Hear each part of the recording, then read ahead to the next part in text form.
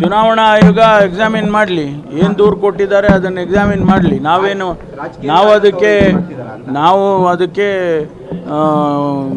ಯಾವುದೇ ರೀತಿಯಲ್ಲಿ ನಮ್ಮ ಪಾತ್ರನೂ ಇಲ್ಲ, ನಾವು ಅದಕ್ಕೆ ತಲೆ ಕೆಡಿಸ್ಕೊಳ್ಳೋಕೆ ಹೋಗೋದು.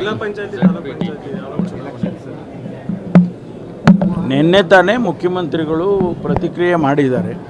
ನಾವು ಗ್ರಾಮ ಪಂಚಾಯಿತಿಯಿಂದ ಹಿಡಿದು ಜಿಲ್ಲಾ ಪಂಚಾಯಿತಿವರೆಗೂ ಚುನಾವಣೆಗಳನ್ನ ಮಾಡ್ತೇವೆ ಅಂತ. ಅದು ಸಂದರ್ಭ ಇದು ಏನು ತೀರ್ಮಾನ ಯಾವಾಗ ಅನ್ನೋದನ್ನು ಮಾಡ್ತೇವೆ. ಕಂದಾಯ ಇಲಾಖೆ ನಿಮ್ಮ ಬಳಿ ಇದೆ. ತುಮಕೂರಲ್ಲೂ ಕೂಡ ಮಸೀದಿಗಳಲ್ಲಿ ಶಾದಿಮಾನ್ಗಳಲ್ಲಿ ನಡೀತಾ ಇದೆ SIR ಅನ್ನುವಂಥದ್ದು.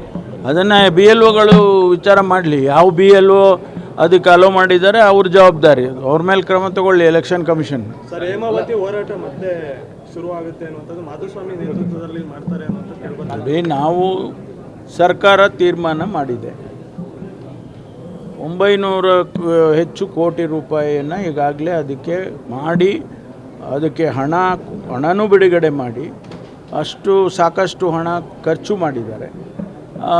ಅದನ್ನು ಈಗ ನಿಲ್ಲಿಸಬೇಕು ಅಂತ ಹೇಳಿದರೆ ಅದನ್ನು ಸಾಧ್ಯ ಇಲ್ಲ.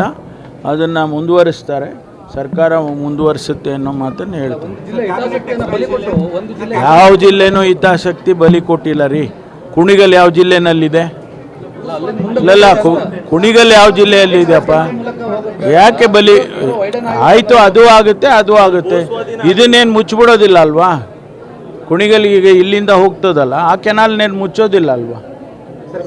Thank you.